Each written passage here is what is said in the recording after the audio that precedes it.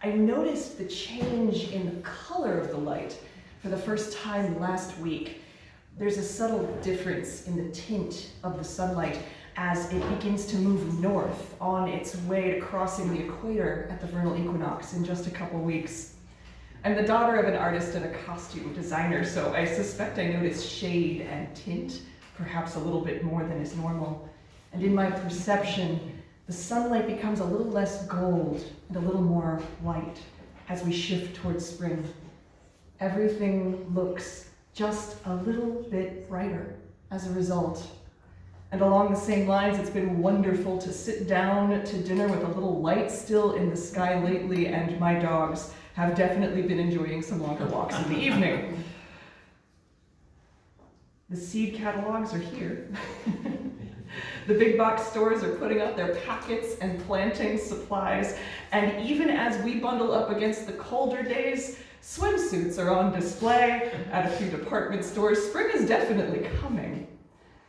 One of the threads that makes up my own tapestry of philosophies and ideas about life is yoga.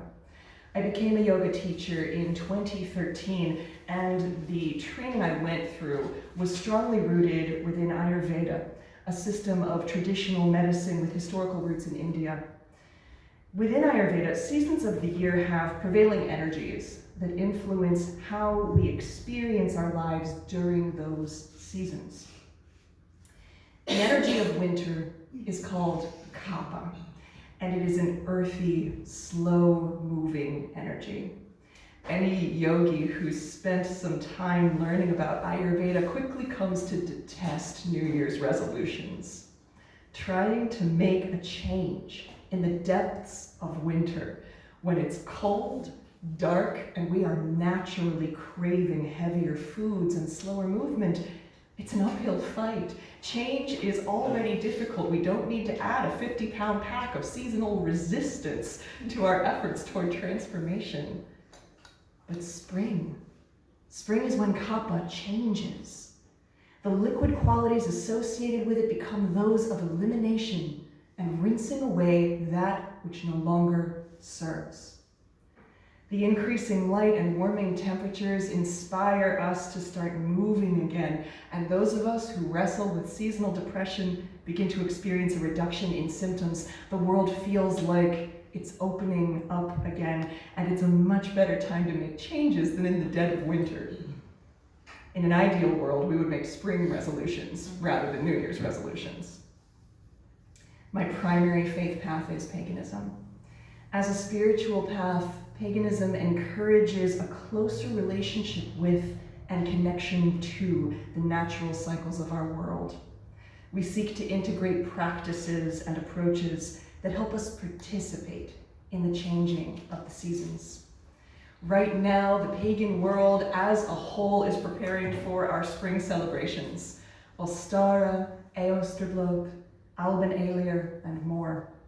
Along with rituals featuring spring flowers, the planting of seeds, and the honoring of deities associated with the growing season, many pagans begin a spring reset of their homes, schedules, and spirituality as well.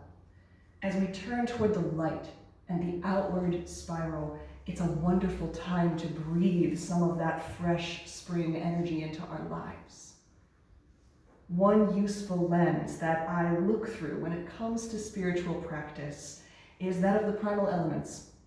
The primal elements within many, if not most, pagan traditions are earth, air, fire, and water. There are variations, of course, but those four are usually present in some form. Along with a physical component, literal earth, flame, flowing streams, there are areas of life associated with each element. When we're thinking about making changes, it can feel overwhelming. Trying to transform too much at the same time is frequently unsustainable. So approaching spring renewal by choosing one or two elements to concentrate on is a good way to connect without falling off the wagon. It also helps us identify where change would help us the most. As an element, earth is the literal stone and soil. but it also governs our physical world in general, our homes, the food we eat, the objects and colors we surround ourselves with, and where we find stability. When we think about the phrase spring cleaning, earth is the primal element we are thinking about working with. Spring cleaning of a home can be a lot more than simply tidying up. For pagans, our homes are also where our spiritual practice occurs. They are both living spaces and temple spaces. The upshot of this is homes that are intentionally designed to support our spiritual goals and emotional needs. If you feel that your physical surroundings are where you'd like to focus your renewal, consider what environment truly suits you best. When our homes are truly safe and sacred places, they can really support us in meaningful ways. We're able to relax and recharge more effectively. We haven't always had the opportunity to consciously design a living space to support us, though. So think about it. What does your ideal home look like? Is it warm and cozy and full of books and cats and knickknacks? Is it open and airy? Is it clean or cluttered, calm or stimulating? What colors are present? The answers are different for everyone, and there is no wrong answer. You have an alignment here, whether you realize it or not. And if you do decide to take a deep dive into spring cleaning or designing, remember to leave an opening for the stuck energy of winter to exit. I like to crack a window a little bit when I'm cleaning, organizing, or redecorating in order to allow that which no longer serves to make its way elsewhere. Many pagans follow a physical spring cleaning with some purification techniques. We carry incense through the house, wafting it into every nook and cranny. We ring bells, allowing the uplifting tone to harmonize the energy there. Some of us sprinkle sacred water or shake rattles or chimes. There are many possibilities for getting more out of an earth element-based spring reset. However, the earth element is not the only area in which we can focus in spring. For many people, cleaning is an overwhelming investment of time and can result in more stress and anxiety than it's worth. This is where approaching spring through the other elements can be so helpful. Elemental air is the literal air we breathe and the winds that blow, of course. The area of life in paganism it governs is that of the mind. Air influences our thoughts and how we communicate them. Sometimes the best change we can make is to our own mental health. If you're feeling stuck or stagnant, a spring renewal of thought and creativity might be best. Consider how you'd like your thought patterns to behave. Think about your current common mental states. You can even use an online tracker here for mood. As with all things in this world, there is an app for that. There are ones that help identify regular mindsets, and once you've noticed your routine thought patterns, consider what you would like to change. How would you adjust your self-talk? How do you want to nurture your mind? It might be a good time to try out a new therapist, pick up a workbook on managing anxiety or depression, or add some self-care techniques that benefit the mind and mood. Would you have a meditation practice, a movement practice? Again, there are no right or wrong answers here. There's just what works for you. Consider which activities naturally boost your mood and help you think more clearly. For example, my mindset is always better after a long walk along the C&L Canal Park here. A good spring reset for me through the element of air would be dedicating myself to walking outside 3 or 4 times per week. Our schedule impacts the mind as well. I am a writer, and my best creative hours are between 7 a.m. and 11 a.m. in the morning. One of my friends and mentors is the polar opposite. His best creative hours are between 11 p.m. and 3 a.m., when I can barely fit 3 words together. Notice when your mind is sharpest and consider making some schedule changes that allow you to be your best and brightest self in the area of your choosing. Play is another area where elemental air rules, and play gets short shrift in this culture, especially for adults.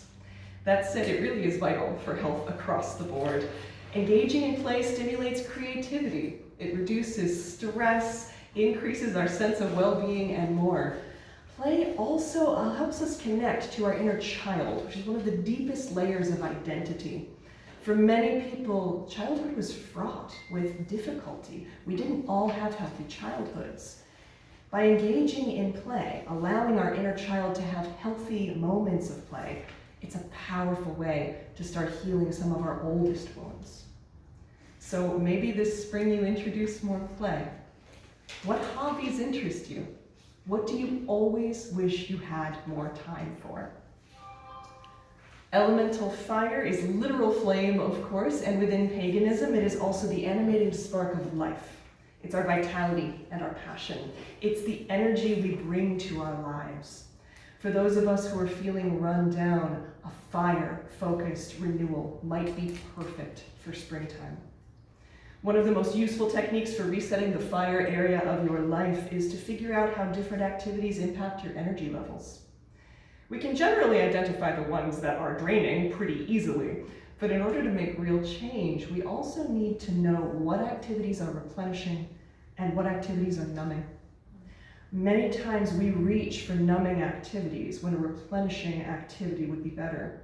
Replenishing activities leave us with greater energy immediately afterwards, of course, but also lingering, so that evening or even the next day. Numbing activities pause whatever we are feeling, but when we finish with them, we're exactly where we were. For me, numbing activities are playing games on my phone or scrolling social media. Replenishing activities for me tend to be body-based, but this varies for everyone. In my world, it's taking a bath or a shower, going for a long walk, getting a massage, dancing around my kitchen, or doing a yoga practice. This is another area where using an app to track how you're feeling can help. One useful thought exercise a friend of mine introduced me to is to imagine you have a tank of energy. And as you go through the day, notice how the tank is at various points in time. And give those check-ins a percentage value, right? 50% full, 70% full, 20% full when you're talking to your mother-in-law, whatever. When you check in, consider what contributed to that current level of energy. Once we know what drains us and what replenishes us, we can begin to do more of the replenishing stuff and less of the draining and the numbing stuff. Lastly, we can approach spring through elemental water. Along with rain, oceans, and flowing streams, elemental water governs our spiritual connection. In my own experience, many of us go through peaks, valleys, and plateaus along our spiritual journey. If you feel like your spiritual growth has stalled out, it might be time to dive deep into your more watery connections. One of my favorite ways to break a spiritual plateau is to create a challenge for myself. Challenges, in this case meaning a specific window of time to cultivate an area of focus, can be a wonderful way to restart a dormant practice, connect more deeply, or simply follow through on something we were already trying to do. To create one, choose a length of time first. Challenges work best as shorter windows, a couple weeks to a couple months. I love 30-day challenges, personally. I think that's just my liking for even numbers, but that's the number I like. Then visualize your goal for your spirituality. What do you want your connection to be like? Then work backwards from there in terms of creating simple steps. Maybe you start a morning meditation practice or light candles every night on your altar.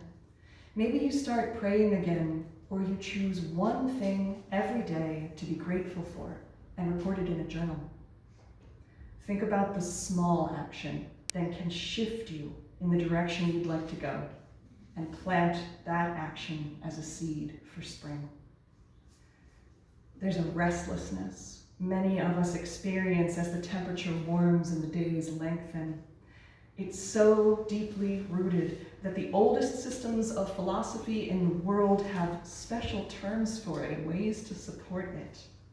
I'm a big fan of going with the prevailing energy rather than fighting it. So if you also find yourself ready to make changes this spring, remember that you have many options available to you. Yes, you can spring clean your home and purify it, but you can also turn that focus to other areas of your life. You can air out your thoughts. You can breathe new light into the fire of life within you, or swim in the deep waters of spirit. The outward spiral of the growing season stretches out before us, and the question now is, where do you want to grow?